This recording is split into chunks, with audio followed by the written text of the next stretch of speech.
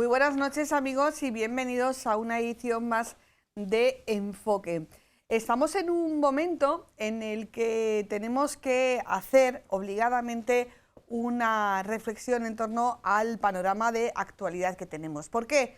Pues porque estamos empezando el segundo trimestre del año de cara a esa temporada fuerte para la economía española, que son el periodo vacacional, con toda la fuerza del sector servicios y del sector turismo, porque estamos en un momento electoral que vendrá, al que seguirá otro momento electoral a finales de año, porque España va a afrontar la presidencia de la Unión Europea. En definitiva, diferentes cuestiones que yo creo que merecen un análisis por parte de nuestros expertos / invitados / colaboradores, que les vamos a presentar enseguida, una vez veamos nuestro vídeo. Toca en esta nueva edición de Enfoque hacer un repaso a la actualidad acorde a los acontecimientos de las pasadas semanas y a lo que tenemos por delante. Cumplidos ya prácticamente los 5 primeros meses del año, es tiempo de constatar cómo andamos en política y economía, o lo que es lo mismo, cómo nos va la vida acorde a las circunstancias que tocan. A un mes de que España asuma la presidencia de la Unión Europea, nuestro país se ve envuelto en un más que largo proceso electoral, que tiene en unos días una primera cita y al final de año la segunda, con las elecciones generales. En este escenario, trastocado por el ambiente electoral, la sociedad española asume el día a día con una economía que, según unos, a pesar de todo respira y, según otros, está expirando. Los últimos datos del paro arrojan cifras positivas en cuanto a creación de empleo y afiliación a la seguridad social, pero si se afina la vista, tienen en la precariedad y en la temporalidad el denominador común. Los indicadores macroeconómicos dicen que España está creciendo y que va a seguir creciendo por encima de la media europea. Cierto es que partimos de más abajo porque perdimos mucho más y no llegaremos a alcanzar los niveles de renta europeos. ¿Y la microeconomía, aquella que está en el bolsillo de cada ciudadano? Dicen que la inflación sigue subiendo, que los precios están disparados y que algo nos dice a los españolitos de a pie, probablemente sea el sentido común, que no van a bajar, por lo menos con la misma velocidad y en el mismo porcentaje con el que subieron. Las hipotecas se estancan, los alquileres son cada vez menos y más caros, y desde el campo se advierte de que estamos ante la primera gran sequía del siglo XXI. La sequía nos empobrece a todos, ha dejado dicho una ganadera. En este panorama estamos llamados este 2023 a una doble cita electoral, la primera en mayo y la segunda, con toda probabilidad, en diciembre. Habrá una tercera, las elecciones europeas mediado el año 2024. Uno de los argumentos más barajados en esta larga campaña electoral ha sido la falta de mensajes propios, o dicho de otro modo, la nacionalización de la campaña, dejando toda la carga de los discursos y propuestas a asuntos que están fuera del ámbito local y autonómico, y cuya referencia sería más propia de la cita de finales de año. Unos y otros se acusan y recusan con el mismo argumento. No hay propuestas propias de un discurso autonómico y local. Asuntos de índole nacional colapsan mítines, actos públicos, la presentación de programas y candidaturas. Desde el plano corto, seguro que podemos extraer un buen puñado de propuestas que se refieren en nuestro caso a la Comunidad Autónoma de Castilla-La Mancha o a los ayuntamientos. Pero hay que ajustar demasiado el objetivo para conseguir extraer propuestas concretas. ¿Es o no es intencionado? Dependerá a quien se lo pregunte y en qué circunstancias. Unos lo achacarán a la falta de discurso y de propuestas, otros a la necesidad de movilizar al electorado. Los habrá que aseguren que estamos en la primera vuelta de unas elecciones nacionales y otros aseguran que es un reflejo de nuestra sociedad, cada vez más confrontada, polarizada, donde se busca más el combate que el debate. No es nuestra propuesta para el programa de hoy. Les ofrecemos 50 minutos de conversación, debate, diálogo, escucha y reflexión para intentar realizar al menos un boceto de cómo está nuestra sociedad hoy.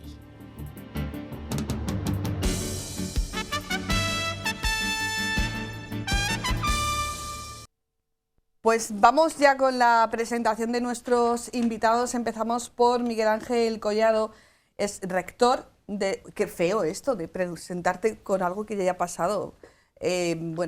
Abogado, doctor en Derecho, profesor de la Universidad de Castilla-La Mancha y también ex rector de la universidad. Me lo perdonas, ¿no? Esto primero. Miguel Ángel, buenas noches. Buenas noches y muchas gracias, Ana. Tenemos también con nosotros a Fernando Layana, que es economista, profesor, director de los premios VAS 50. Te lo digo, lo hago así como recordatorio para que... Emprende. Más 50 Emprende, buenas noches, muchas gracias por estar aquí. Muchas gracias por la invitación. Y tenemos también con nosotros a Joaquín Sánchez Garrido, abogado, presidente de UNICEF, exalcalde de Toledo. Joaquín, muchísimas gracias por estar aquí, buenas noches. Buenas noches, gracias a ti. Cuando he preparado el guión, se me ha colado que tanto Miguel Ángel como Joaquín Sánchez Garrido los he puesto como economistas. Esto es una pequeña intimidad que voy a contar. Y los dos me han dicho, no somos economistas. Digo, hombre, uno en las funciones de alcalde y otro en las funciones de rector, anda que no tuvisteis que echar cuentas, ¿no, Miguel Ángel? Sí, fueron tiempos complicados, difíciles, cuadrar gastos con ingresos, porque había pocos ingresos y muchos gastos y por tanto había que hacer economía, O sea, igual que un alcalde, igual que un alcalde, ¿no? Aquellas pero... legislaturas de Joaquín. Sí, pero no. Para ser economista hay que tener una preparación que yo no tengo ni tenía. Y bueno, sí, había que hacer equilibrios.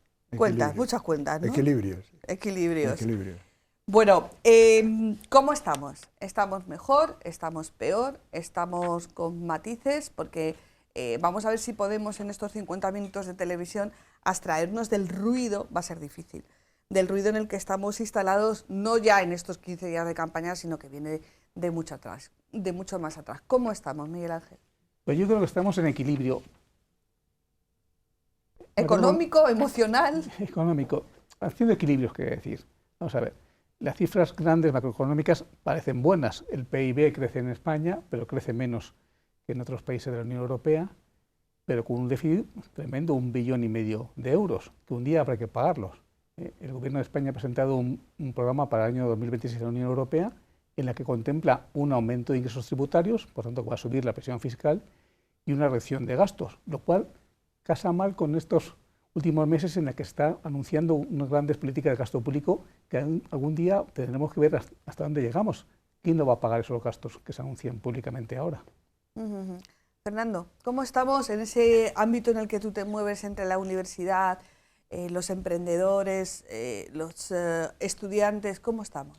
Yo, si tuviera que definir el momento, es a la expectativa, ¿no? A la expectativa de qué va a pasar. Evidentemente, por mucho que queramos abstraernos, estamos a las puertas de un proceso electoral que desembocará en diciembre con las elecciones generales.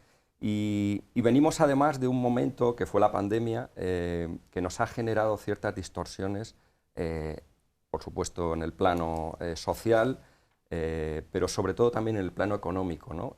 Y ahora mismo estamos en una fase en la cual hay que gestionar estas distorsiones. Por ejemplo, el tema de deuda, estamos con una inflación que es más de países latinoamericanos que europea, que no se había vivido prácticamente nunca en los últimos años en Europa. Estamos con una gestión digamos, de deuda pública, que en España es acuciante, y que vamos a ver cómo esto se va digiriendo, y en los próximos años, a partir de 2024, que ya se anuncian, se anuncia la vuelta al rigor presupuestario en Europa, pues vamos a ver cómo esto se gestiona por parte de los gobiernos y del gobierno español, ¿no?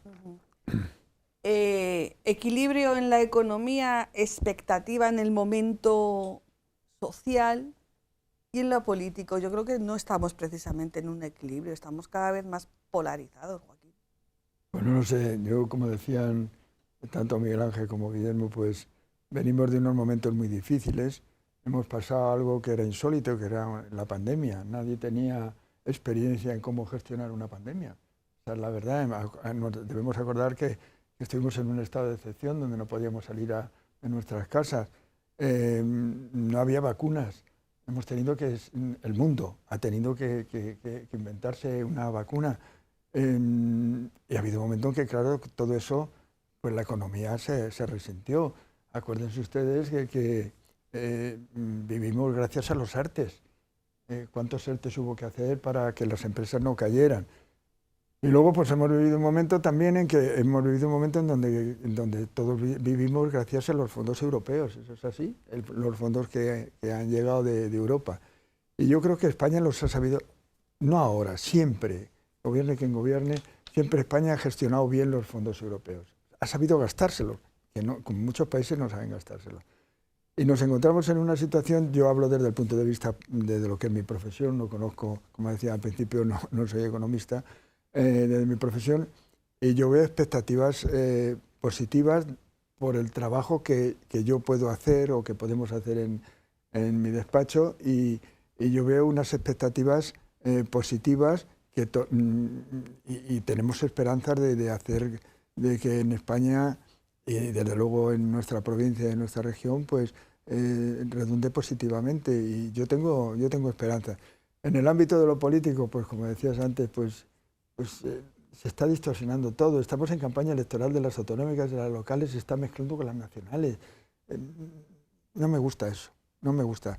¿Por qué? Pues porque yo quiero votar a las personas que conozco, y no quiero votar al presidente del gobierno ni al que sea candidato a presidente del gobierno. Yo quiero votar a las personas que conozco aquí, tanto en mi ciudad como en la región. Y eso sí que hay un poco de turbulencia que no me gusta. Bueno, luego trataremos de ese tema, de hasta qué punto esa contaminación de los mensajes de política nacional con respecto a esta campaña electoral es voluntaria o no es involuntaria, y qué resultados da, porque a lo mejor puede haber una contaminación voluntaria pensando en unos resultados y eso se puede volver en contra. Pero vamos un poquito a esa macroeconomía. Dice Joaquín Sánchez Garrido que bueno, los fondos europeos se están gastando bien, aunque yo creo que no hay una percepción en la sociedad de que ese dinero está llegando. Es más, de vez en cuando se oyen bueno, declaraciones diciendo que estamos perdiendo oportunidades. Dice que bueno, hay un movimiento, tú también como persona relacionada con el ámbito de los empresarios. La macroeconomía parece que va bien, a pesar del gobierno o a pesar de las políticas del gobierno, o gracias a las políticas europeas, Miguel Ángel. Sí, siempre se dice que los empleos lo crean los empresarios, no el gobierno, pero también es cierto que es importante el marco regulatorio que establezca el gobierno, el marco fiscal, el marco de estímulos que establezca el gobierno. Por tanto, yo creo que sería mérito de ambos. Yo, si vete, Joaquín, yo tengo alguna duda de si lo estamos gastando bien los fondos europeos, y enlazo con la pregunta de Ana. Hace pocos días una autoridad de la Unión Europea preguntaba al gobierno español en qué estamos gastando los fondos europeos, que no tiene información en Europa en qué destinamos los fondos europeos, si ha llegado a las empresas. Pero más que eso me preocupa el siguiente paso. Los fondos europeos, como todo el mundo sabe, son una parte subvenciones de transferencia directa, por otra parte son préstamos y tenemos que devolverlos. Y son miles de millones de euros que tenemos que devolver nosotros y nuestros hijos. Y me preocupa que creemos riqueza para poder hacer frente a esos pagos que un día nos llegarán. Fernando. Yo creo que tenemos un hándicap en España, y es que la administración pública podría ser un poquito más ágil en la gestión de estos fondos. Oigo muchas voces, incluso desde dentro de la administración, decir que no le estamos sacando todo el jugo a los fondos por causas que vienen de dentro de la propia administración, ¿no? De no saber identificar proyectos, de no saber gestionar con la agilidad debida los fondos. Lo que es cierto es que por parte del empresariado no hay esa percepción de que los fondos están permeando, ¿no? De que están llegando realmente a la sociedad. Quizás es más fácil para las administraciones públicas tener acceso a esos fondos que para los empresarios, Joaquín. Yo estoy de acuerdo con lo que han dicho antes Miguel Ángel y Guillermo, en el sentido de que la administración tiene que ser más eficaz para que el receptor de los fondos, que en muchos casos es el empresariado, pues pueda recibirlos con agilidad y para que puedas invertirlos en su tiempo. Eso es cierto, y yo creo que ahí tiene que poner mucho énfasis tanto los gobiernos regionales como el gobierno de la nación. Yo, por la experiencia que he tenido, pues yo pensaba siempre que las administraciones de fuera eran mejor que las nuestras. Y lo digo sinceramente, no por echar un capote a nadie, pero yo hablaba con alcaldes franceses y alemanes, sobre todo alemanes, y bueno, pues no eran tan eficaces como pensamos, ¿eh? Sinceramente, yo creo que la administración es una maquinaria tan pesada que el hacerla eficaz cuesta mucho, porque ya no sé quién cuesta venir, de cada no sé cuántas personas, tantos son funcionarios, o sea, es una maquinaria muy pesada que tiene que engrasarse muy bien para que a la gente le llegue todo eso. Y lo que decía Miguel Ángel, pues que hay que devolverlo, pues sí, pero ¿y qué hubiéramos hecho si no hubiéramos tenido esto? Dios mío, si no hubiéramos tenido estos fondos. Esto es así. Bueno, y ahora vamos a la microeconomía. Nos dice, ¿vais a hacer la compra? Sí. Vale. No voy a preguntar cómo está el litro de leche ni el café, pero bueno, sí que tenéis un contacto con la microeconomía. 1,19 la leche. 1,19. ¿El litro o el litro y medio? El litro. El litro, sí. No voy a preguntar, sí que es verdad que la microeconomía está en nuestro día a día. Cualquiera que se tome un café, que suba un sábado por la tarde, por ejemplo, a Toledo, a darse una vuelta y ve cómo está Toledo. Que se acerque a Madrid o que esté preparando, por ejemplo, sus vacaciones de este verano, pues habrá visto que todo ha subido muchísimo. O sea, eso es una constatación. Pero a la vez, en paralelo, hay una cosa que a mí me gusta llamar como economía emocional, que te dice que hay mucha actividad, hay mucha vida en la calle. ¿Cuál es la economía que realmente tenemos, Joaquín? Pues no lo sé, yo qué más quisiera. Pero lo que sí es cierto es que, por ejemplo, en esta ciudad, como porque lo has dicho tú, Sí.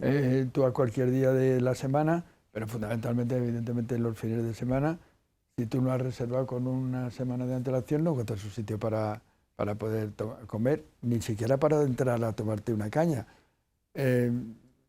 Yo no sé, hay una actividad brutal. Yo veo por gente amiga que se da unos viajes de aquí te espero.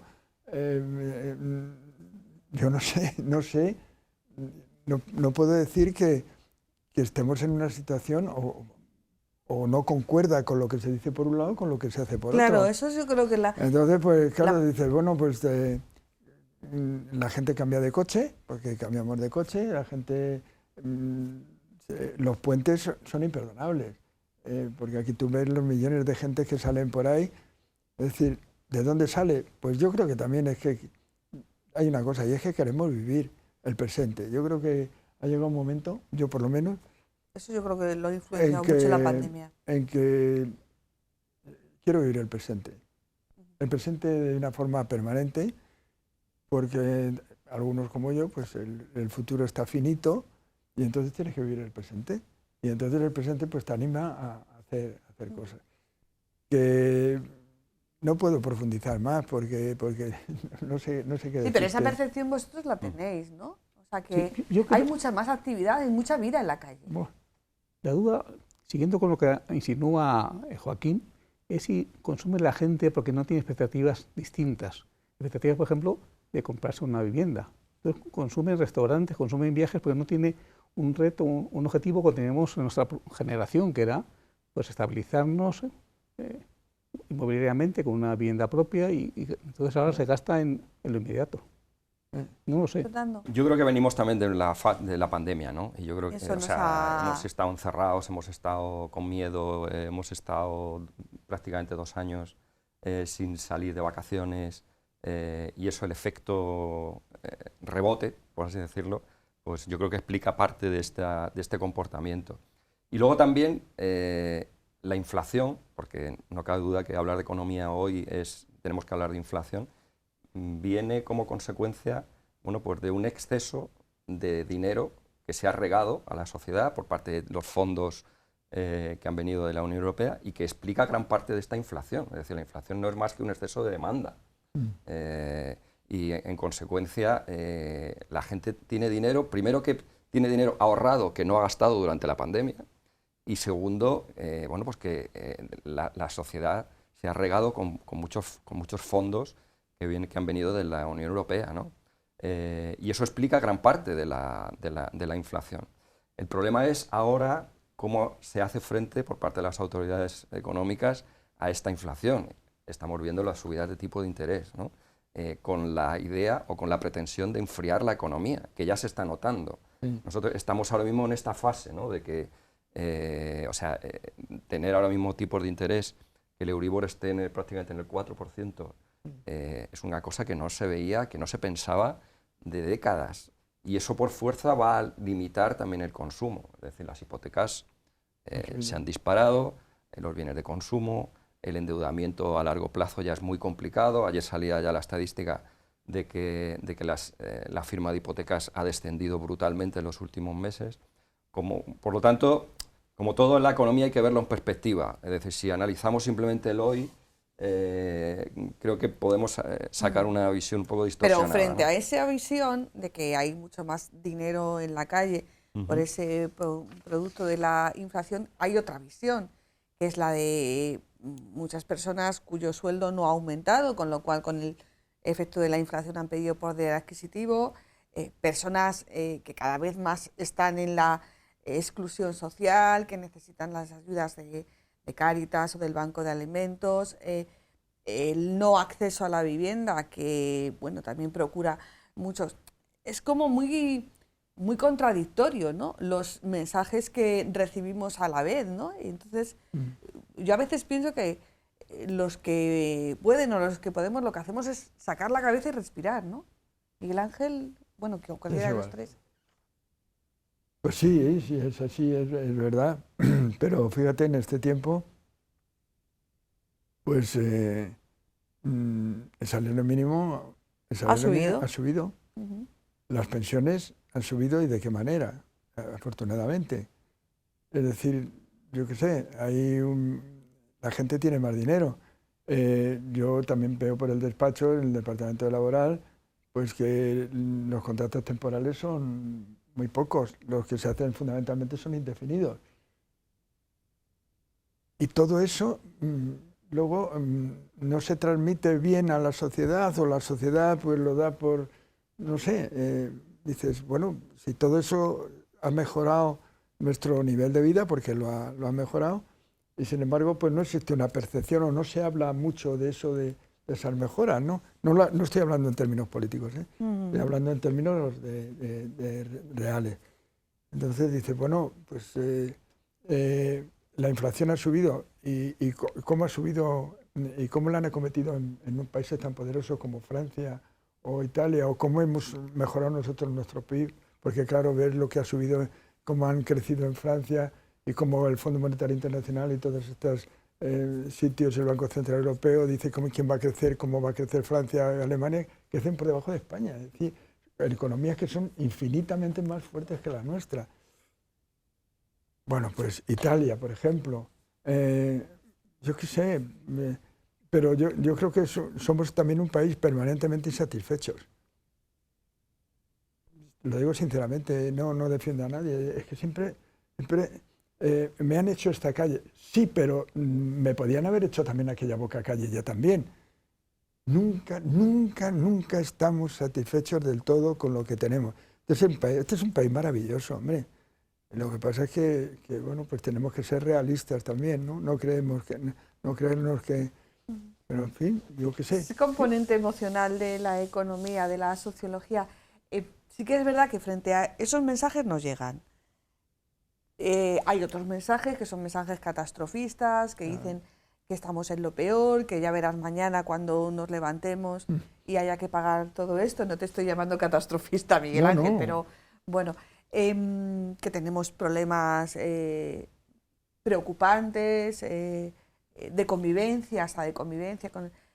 Y ese discurso tampoco llega. O sea, al final el españolito de a pie que ve la tele o ve las redes sociales, o no ve la tele ni consulta las redes sociales, es como que coge una cosa, coge otra, lo mete en la marmita y saca su propia fórmula para sobrevivir, ¿no? Fernando. Sí, yo creo que también... O sea, vivimos una época también donde los mensajes son como muy contradictorios, ¿no? Sí, es decir, y al final no nos quedamos ni con uno ni con otro. Se mueve todo en lo emocional, se va poco al dato, se analiza poco el dato, y cuando se analiza también de forma un poco sesgada, ¿no? Lo que sí es verdad es que nuestra economía está dando ahora mismo bueno, índices de empleo respetables. También habría que analizar un poco qué tipo de empleo es el que se está creando, porque lo que se está produciendo en realidad es una precarización de la contratación indefinida. Le hemos cambiado el nombre y estamos maquillando las cifras. Además, yo soy de los que piensan que el modelo de mercado de trabajo evoluciona hacia una flexibilidad que aquí en España todavía la vemos como una amenaza. Pero bueno, eso sería otro tema. Eso es otro tema. Pero sí es verdad que España, creo que el principal problema que va a tener a partir de 2024 es la deuda. Es decir, nosotros estamos viviendo bien, hay dinero en la sociedad, el ciudadano tiene dinero en el bolsillo, pero somos un país muy endeudado. El 115% del PIB en deuda pública es atroz. Es atroz, sobre todo cuando caminamos hacia, bueno, ya estamos en tipos de interés que le va a meter un mordisco grande en los próximos presupuestos del Estado a la deuda, ¿no? Por lo tanto, y que en la Unión Europea estamos a las puertas de que nos den un tirón de orejas en el sentido de decir, oye, vamos a volver al rigor presupuestario que había antes de la pandemia, que lo relajamos, y además creo que bien hecho por razones de la propia pandemia, pero que en un momento habrá que volver. O sea, no es sostenible una deuda del 115% del PIB. O sea, que coincides con Miguel Ángel, pero espérate que hago un matiz. Ese mensaje lanzado con serenidad, con sensatez, como lo lanza Miguel Ángel, no sé si es que no lo queremos oír o es que no llega. Pero es que tampoco llega ese mismo mensaje, ese contenido lanzado con alaracas, con catastrofismo. O sea, y lo dice la sabiduría popular, no hay peor ciego que el que no quiere ver. Miguel Ángel. Sí. Tú decías el componente emocional de la economía. Es cierto que crece el PIB, pero no crece igual la renta per cápita. Probablemente porque tenemos más población en España, por tanto la renta per cápita no ha crecido igual. Segundo, el desempleo juvenil. A lo mejor pues, generacionalmente ya me preocupa por el 30% de paro juvenil. Por tanto, eso significa emocionalmente para la generación de edad media o silver, como llamaba Fernando anteriormente, está preocupado por el futuro de sus descendientes y eso le obliga a ser más conservador en sus gastos y por tanto consume en lo inmediato, pero no puede hacer grandes inversiones porque tiene que pensar en las generaciones futuras. Yo creo que emocionalmente eso influye mucho. Bueno, y luego yo creo que hay otro factor también que por parte de las administraciones, el Estado protector, es decir, a base de lanzar a la sociedad un mensaje de que pase lo que pase, aquí está el Estado. El papá Estado te va a cubrir, te va a dar el subsidio para alquiler, el subsidio... O sea, pues yo creo que yo en las nuevas generaciones veo también un poco una desidia en el sentido de decir, no lo sé, a lo mejor es que no merece tanto la pena estudiar, no merece tanto la pena esforzarse, no merece tanto la pena luchar como luchaban las generaciones anteriores. Yo creo que ese factor, que no digo que sea nocivo, porque evidentemente creo que si algo tiene, sobre todo la Unión Europea, es que somos una isla en el estado del bienestar y creo que es bueno que la tengamos, pero tiene la contrapartida de que quizá desincentivamos el esfuerzo, el mérito de las generaciones en la medida en que les prometemos subsidio y subsidio y subsidio y ayudas, y ahora 100 euros para ir al cine, y ahora 200 euros para comprarse discos, y ahora, o sea, son cosas que creo que desincentivan un poco a las nuevas generaciones. Bueno, pues estamos en el mejor momento para hablar de la campaña electoral. ¿Son necesarias, Joaquín? Tú que has hecho unas cuantas. No, pero antes... Eso supera, en eso supera, Joaquín. No, Sí, yo sí, pero por antes supuesto. quisiera contestar. Sí, contesta. Vamos a ver. Cuando ha habido una crisis económica brutales en este país en el 2008 y la última que hemos tenido, se ha demostrado que el mercado no ha sido capaz de sacarnos de la miseria. Quien ha sido capaz de sacarnos de la miseria, todos hemos acudido a papá Estado. Es decir, que las cosas hay que decirlas como son. El mercado no ha solucionado todo. Y ahora en el mercado, aparte de que hay estupideces, de que te doy 100 euros para los discos y 20 euros para no sé qué, que eso es... Bueno, está de acuerdo. Pero se acude, es muy cómodo también por parte del mundo empresarial, acudir a papá Estado en los momentos muy difíciles. ¿Qué pasaría cuando no hay contratación pública? ¿Qué es lo que pasa en este país cuando no hay contratación pública? La contratación pública nace del papá Estado y cuando no hay contratación pública las empresas se resienten. Es decir, Lo que nos falta son gente que sepa explicar las cosas y gente que busque el equilibrio entre lo que es la competencia del Estado y lo que es lo que puede hacer el mercado. Porque cuando nos hemos puesto en manos del mercado no hemos salido de la crisis. Y prueba de ello es que en la pandemia, si no llega a ser por los ERTES, estaríamos muertos. ¿Y los ERTES de dónde ha venido el dinero de los ERTES? De Europa. Es decir, eso que quede por mi parte claro. En cuanto a la campaña electoral, yo te digo... Espera un poquito, solamente. Sí, sí que es verdad que en la crisis del 2008, si la comparamos con la crisis de la pandemia del 2020, las soluciones económicas, políticas fueron completamente diferentes. Y bueno, ahí está cómo respondió la economía. No ha sido lo mismo lo que se hizo en el 2008, que fue cerrar, despido, que los ERTE del 2020. Eso es así. Sí, lo que hay que añadir también, Joaquín, es que ese dinero que viene del Estado sale ¿de dónde sale? Sí. Del esfuerzo de las empresas. Sí, bueno, es decir, ayer leía... De los particulares. Sí, no. Trabajadores, de impuestos, o sea, de los impuestos en definitiva, ¿no? Ayer leía un dato que es tremendo también, y es que por primera vez está creciendo el doble el ritmo de las prestaciones sociales que las rentas que las sufragan. Ya, pero eso también tiene un componente demográfico. Sí, pero que hay que tenerlo en cuenta. Es decir, entonces... Bueno, Joaquín ya ha dejado claro que hay algunas estupideces. Ha dicho estupideces. Sí, no digo que no, pero hombre, son cosas bueno, que son... vamos con la campaña electoral. A ver si va a ser que no queréis hablar de la campaña electoral. No sé yo. ¿Son necesarias, Joaquín? Pues son necesarias las campañas electorales, sí, porque todo el mundo, los partidos políticos tienen que dar a conocer lo que no hacen, que son sus programas, porque luego se dicen muchas cosas, ¿no? Contra del adversario, y tú eres tonto, y yo soy muy listo y tal, pero son necesarias porque es donde el ciudadano tiene que ver qué es lo que se ofrecen unos y otros. Lo que pasa es que las campañas electorales no son de 15 días, es mentira, son de 6 meses. Y claro, llega un momento en que tú estás harto. Porque claro, llevamos de precampaña y de precampaña de la precampaña, pues desde el verano pasado, y claro, pues llega un momento que dices, bueno, ya esto me lo sé, ya no quiero estar... Y bueno, pero esto está hecho así y hay que aceptarlo el que lo quiera aceptar, y el que no lo quiera aceptar, pues dice, pues paso de campaña electoral, tengo mi ideología o tengo mis cosas hechas, pero que son necesarias, sí, con más cabeza, un poco más de seni también. Fernando, Miguel Ángel. Bueno, tú has hecho campaña electoral, ¿no? Para presentarte a rector, ¿no? Sí.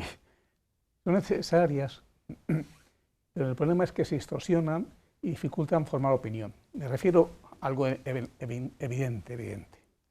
Estamos en una campaña electoral autonómica y local que se distorsiona con la presencia de líderes nacionales, de uno o de otro partido, o de todos los partidos. Pero más grave es cuando intervienen líderes que gobiernan, porque se produce, hablo en plural, líderes, no sí. Líderes, hablo en plural, líderes que gobiernan, porque aprovechan la campaña electoral autonómica y local en que nos preocupa lo de aquí, mi ciudad, mi Toledo, mis calles, tráfico, Castilla-La Mancha, me interesa la sanidad de Castilla-La Mancha, la educación de Castilla-La Mancha, se distorsiona cuando líderes nacionales irrumpen en campaña estableciendo medidas como gobierno a otra dimensión, como nivel estatal. Por lo tanto, se adaptan medidas en materia de Interrail, en materia de cualquier otro tipo, no quiero referirme a ninguna en concreto, que distorsionan la elección, distorsionan a los electores, pero también distorsionan a los candidatos, porque se ven afectados para bien o para mal, depende de cada caso, por la irrupción en campaña electoral de otros agentes que tienen otra dimensión que la dimensión estatal. Yo creo que este año además coincide, que por eso también se produce el efecto de vasos comunicantes, ¿no?, entre lo local y lo más general, con las elecciones en diciembre, ¿no? Entonces... sí, hay gente que lo plantea como una primera vuelta. Claro, entonces eso es inevitable también ver, digamos, todo el proceso electoral en perspectiva y como una unidad, ¿no?, más que el análisis local o regional, que es más posible cuando, bueno, pues en otras ocasiones las elecciones generales están más lejos, ¿no? O no pueden tener la influencia que puede tener en este año. Yo estoy muy de acuerdo con lo que han dicho. Hombre, el año 95, Joaquín Sánchez Garrido perdió la alcaldía y ahora con la perspectiva histórica yo creo que se puede decir por la corrupción del PSOE.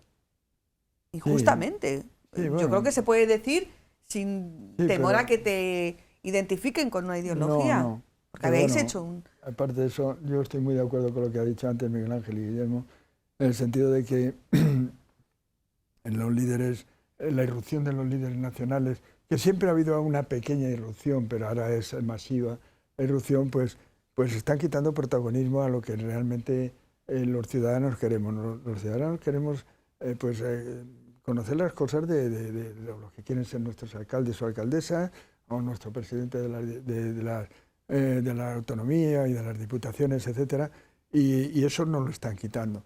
Entonces, ese protagonismo que se está perdiendo de la persona, de la que tú quieres que...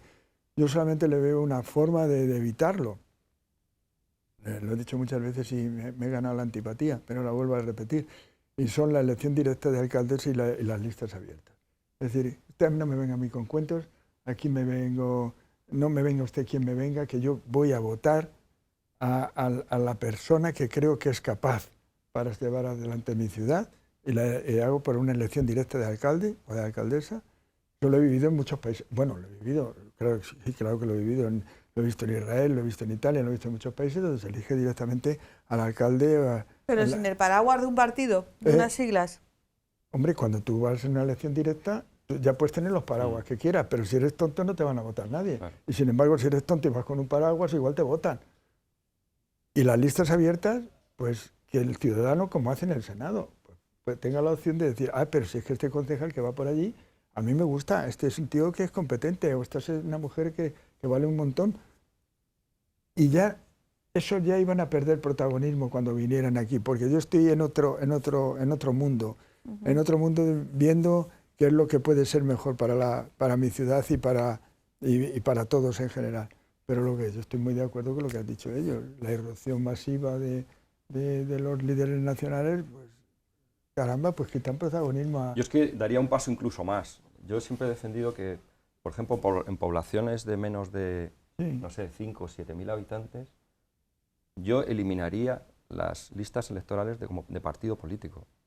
Bueno, eso ya es más complicado. Este laboratorio de ideas, no sabía yo que no iba a salir a mí. Que no quiere decir que los candidatos no respondan o no puedan estar afiliados a partidos. Pero yo creo que distorsiona mucho el ver en poblaciones de 5.000 habitantes donde la ideología realmente, ¿qué aporta la ideología para la gestión del alumbrado? Habrá matices, habrá matices. Eso habría que... Pero menor, yo creo que menor. Yo creo que se eliminarían muchas disputas y muchas pérdidas de esfuerzo. Hoy día sería inconstitucional, ¿no? Claro. Bueno, salvo que se... No, eso sería inconstitucional. No está muy de acuerdo, Joaquín. No, yo no. Entonces, ¿estamos de acuerdo que es contraproducente para todos los candidatos locales y autonómicos asumir, aceptar la presencia de los líderes nacionales o depende?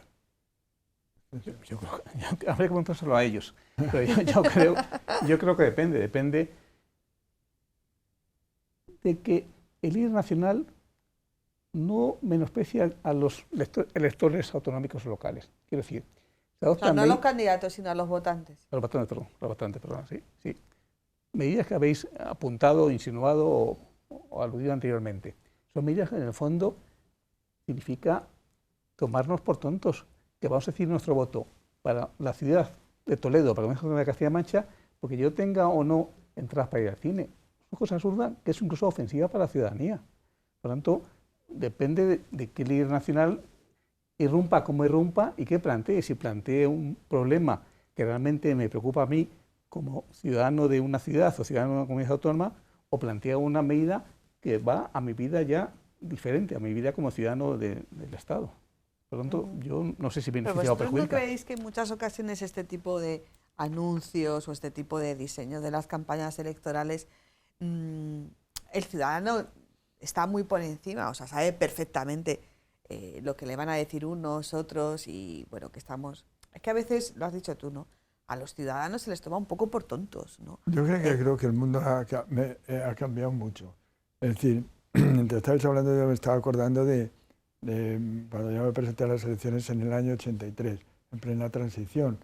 Entonces era que por lo menos una vez un líder nacional viniera, pues porque la gente lo necesitaba conocer. Por ejemplo, yo cuando me presenté en el año 83, el primer mitin que di en mi vida con José Bono vino, ¿quién vino? Alfonso Guerra, por ejemplo. Ya no vino nadie más. Luego, pues, en otras campañas, en otro año, en el año 91, 92, 94, 91, me parece que vino una vez Felipe González. Pero eran campañas muy nuestras, eran muy locales y muy donde nosotros íbamos barrio por barrio, como van ahora también, explicando lo que era nuestro programa. Pero no había una irrupción masiva de tal. Y al principio no tenía tanta influencia en la política nacional, luego sí la tuvo. Por ejemplo, en el caso mío, pues yo recuerdo que yo venía de un viaje de Israel con el rey y tenía una encuesta, se publicaba en El País una encuesta donde decía que yo era el segundo alcalde mejor valorado de España detrás de este Vázquez, de Paco Vázquez, de La Coruña. Y bueno, pues Agustín Conde ganó las elecciones. La del 95. Y entonces yo me acuerdo que me decía la gente, ¿y usted por qué hace campaña? Usted no lo necesita. Y luego, pues, como un señor, me acuerdo que me dijo en la calle, dice, le hemos dado, en vez de a usted darle le hemos dado una patada en el culo a usted en vez de habérselo dado a Roldán o a no sé quién, a no sé cuánto. Me dijo en la calle, no se me olvidará. Entonces, es injusto, Joaquín. Bueno, sí, pero que te quiero decir que ya sí empezó a tener un poco más influencia el tema, pero al principio no, al principio era el ciudadano que quería a su alcalde, a sus concejales, tenerlos cerca y no influía tanto. Hombre, siempre hay una ola nacional, que eso es inevitable, que va a existir siempre, pero había más contacto. ¿Tú crees que ahora no? ¿Tú crees que, Fernando, los toledanos, los castellanos manchegos no están realmente preocupados o quieren saber? Bueno, yo creo que el principio de la conversación debería de ser qué propuestas me han hecho los diferentes partidos en relación con mi ciudad o en relación con mi comunidad autónoma, más allá de generalidades, más allá de salvar el río Tajo, que nos parece muy bien que se salve el río Tajo. Propuestas concretas.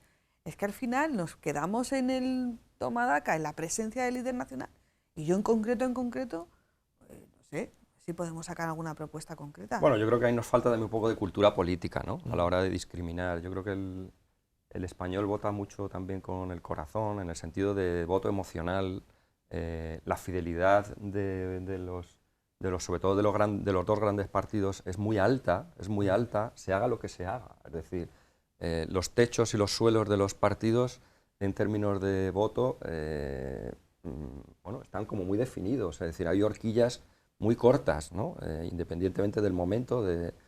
Y luego también yo creo que hay otro elemento que nos distingue como sociedad ahora, que es la gestión de la comunicación.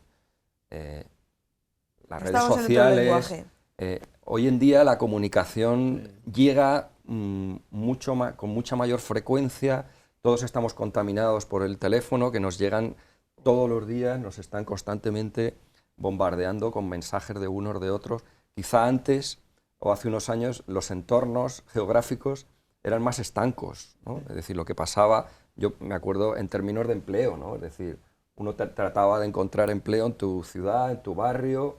La comunidad autónoma ya era como irte hoy a Estados Unidos, y ya no digo irte a otro país, hoy en día ya no, ¿no? O sea, el mundo se ha hecho más pequeño, la globalización también está afectando a lo que es la comunicación política, y estos vasos comunicantes que yo decía antes cada vez son mayores, ¿no? Lo que ocurre es que, pienso, el candidato o candidata local se ve tapado por el líder nacional. Y como decía Ana, anuncia una cosa para la ciudad de Toledo, medidas sobre el casco, sobre la pedalera, sobre el tráfico, y eso queda tapado absolutamente por un anuncio de entrar al cine por 2 euros. Porque es cierto que Es funciona... injusto, ¿eh? Claro, y además funcionan las redes sociales, pero claro, pero también el que está en el gobierno o en la oposición, pero tiene más redes sociales y tiene más seguidores que difunde el mensaje del líder nacional y el líder local queda absolutamente... Se ahoga el mensaje local. Entonces yo no sé lo que pasa. Sobre todo en ciudades pequeñas como porque Toledo hay que reconocer también que, bueno, que es una ciudad pequeña, ¿no? Entonces el mensaje también, creo que estamos muy cerca de Madrid, creo que también el influjo de Madrid llega más que quizá en otras provincias más de la periferia, ¿no? Sí, pero claro, ahora la influencia de las redes sociales es brutal, lo que acabáis de decir vosotros, como los propios candidatos se están transmitiendo a través de las redes sociales, pues se ponen en contacto contigo. Y me llamaron ayer por teléfono, un disco, y que me decía que no sé qué, no sé qué, no sé qué. Entonces, claro, era impensable, ¿no? Pero, ¿y cómo se convoca a la gente estas manifestaciones que hacen? A través del teléfono. Eso era impensable, ¿no? Antes ibas a los medios de comunicación, hacías pegatines, hacías carteles. Esto ha cambiado tanto que bueno, pues ahora las cosas son tan diferentes. Pero lo que sí es cierto es que, hombre, que se le dé todo el protagonismo que merece a los líderes locales y a los regionales, porque a final de cuentas el bienestar social, ¿dónde lo ves tú? Pues es en tu ciudad, es en tu comunidad autónoma. Esa es la realidad, porque el Estado sí está allí, y que sí, que a lo mejor sí te dará el dinero, lo que sea, pero ¿dónde se plasma la realidad? ¿Dónde tú vives? ¿Dónde tú ves el beneficio de eso? Pues es en tu ciudad, en tu comunidad autónoma. Y quitarle protagonismo no. Tienen que tenerlo todo. Lo que pasa es que ahí también hay otro factor, ¿no? Y que nos distingue con respecto a otros periodos, y es la movilidad geográfica que hay hoy en día. Claro. Hoy en día una persona puede vivir en Toledo, trabajar en Madrid, ir a Valencia un día a la semana. O sea, todo ha cambiado en el sentido de que ya no somos tantos ciudadanos de nuestra ciudad. Somos ciudadanos ya de entornos mucho más globales, ¿no? Sí, y eso pero luego tus hijos los llevas a tu ciudad a estudiar, sí, y tus hijos Y el van a hacer... Sí, pero que se ha perdido quizá ese... Sí, lo que pasa es que tú andas por el ese mundo... sentido de pertenencia Sí. de lo local, creo que también se ha perdido un poco. No creas, porque luego el niño tiene que hacer deporte y tiene que tener instalaciones deportivas y los tiene en tu ciudad. Y el hospital. ¿Dónde vas al hospital? ¿Dónde estudias? Yo creo que la ciudad, de verdad, hombre, yo no sé si se podría volver a lo de las polis y todas aquellas, ¿no? Las ciudades-estado, que era de donde ha nacido todo, ¿no? Mira, sobre la campaña electoral no sé, pero sobre ideas me estáis dando un buen puñado. Me quedan 3 minutos y quería yo tratar, aunque fuera muy se merece mucho más, pero el tiempo es el que es. Polarización y populismos. ¿Los tenemos suficientemente identificados, Miguel Ángel? Vamos, polarización. Me preocupa la polarización que crece en nuestro país y además se facilita, se incrementa a través de redes sociales y es un problema de toda la sociedad. Populismo, identificados. Yo creo que sí, aproximadamente están identificados y sabemos quiénes son los populistas. Eso me preocupa menos. Es decir, no me preocupa el populismo, no me preocupa sabemos quiénes son, me preocupa lo que hacen, pero sabemos quiénes son, creo yo. Polarización y populismo. Yo creo que la polarización agudiza, evidentemente, el populismo. Y yo creo que las redes sociales ahí, yo cada vez estoy más convencido que están haciendo daño. Y no digo que, por supuesto, no estoy en contra de las redes sociales. No, es una herramienta, un instrumento. Es una herramienta que se puede hacer un buen uso o un mal uso, ¿no? Claro. Pero es cierto que esos 140 caracteres del Twitter que no permite el matiz, que no permiten los matices, están polarizando mucho. Hay unas cajas de resonancia, los algoritmos con los cuales están diseñadas las redes sociales que agudizan y además perpetúan el que tú te sientes formando parte de una tribu y el algoritmo discrimina en el sentido de que te refuerza lo que piensas. Y eso creo que está haciendo daño. Pasa que es complejo, es un análisis complejo y que bueno, nos daría para otro debate. Claro. Polarización, populismo y política. Bueno, ¿Le preocupa? Sí, claro, el tema de las redes sociales. En las encuestas que hemos hecho en UNICEF sobre el tema de la influencia de las redes sociales en los niños y en los adolescentes, te ponen los pelos de punta. Porque abarcan materias de todo tipo, en materias que eran impensables, por ejemplo, el tema de la pornografía, por ejemplo, lo que afecta a los niños, el bullying, el acoso a través de las redes sociales, y todo concluyó al final en problemas de salud mental, que es algo tremendo. Eso. En cuanto a los populismos, pues todos sabemos, claro que lo sabemos, pero no es algo solo nuestro. En Estados Unidos, fíjate, el tema con Donald Trump y toda esta gente, y en otros muchos países igual. Y en la política, pues la política yo creo que es algo bonito, sano y necesario. Quien falla somos las personas. Pero la política, sin política no se puede. Desde que el mundo ha habido política. Entonces, quien falla podemos ser las personas que dirigen a las naciones, pero absolutamente necesarias. ¿Pero os preocupa que los populismos entren en política o hagan gestión? No hay más Porque yo creo que una cosa es hacer política y otra cosa es hacer gestión, gestionar. Sí, pero desde el punto de vista de que es un país democrático, pues la gente tiene que saber discernir a quién vota. Antes decía Guillermo algo importante, que si no nos faltará en algunos momentos cultura política. Y eso es también importante. Miguel Ángel, y cerramos. Coincido con lo que dice el alcalde.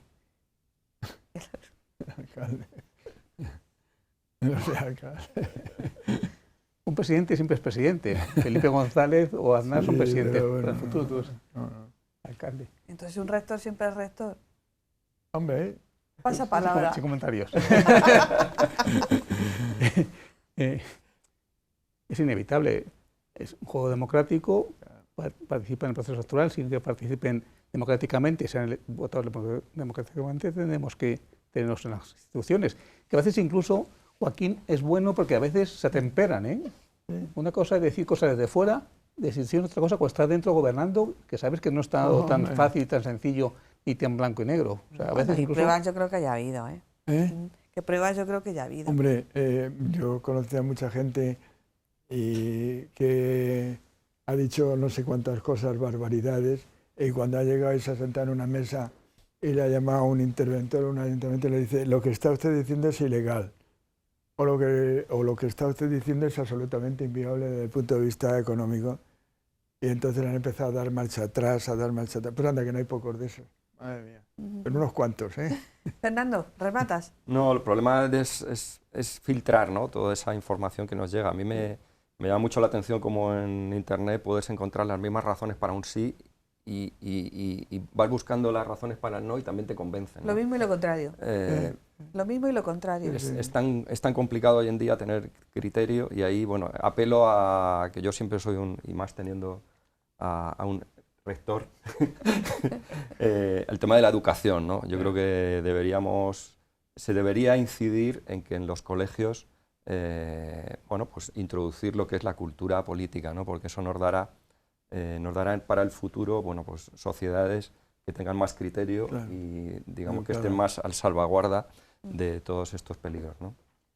Pues criterio, crítica, mucho sentido común y mucha sabiduría vital es lo que hemos conseguido hoy sentar en esta mesa, en la mesa de Enfoque. Muchísimas gracias a los tres.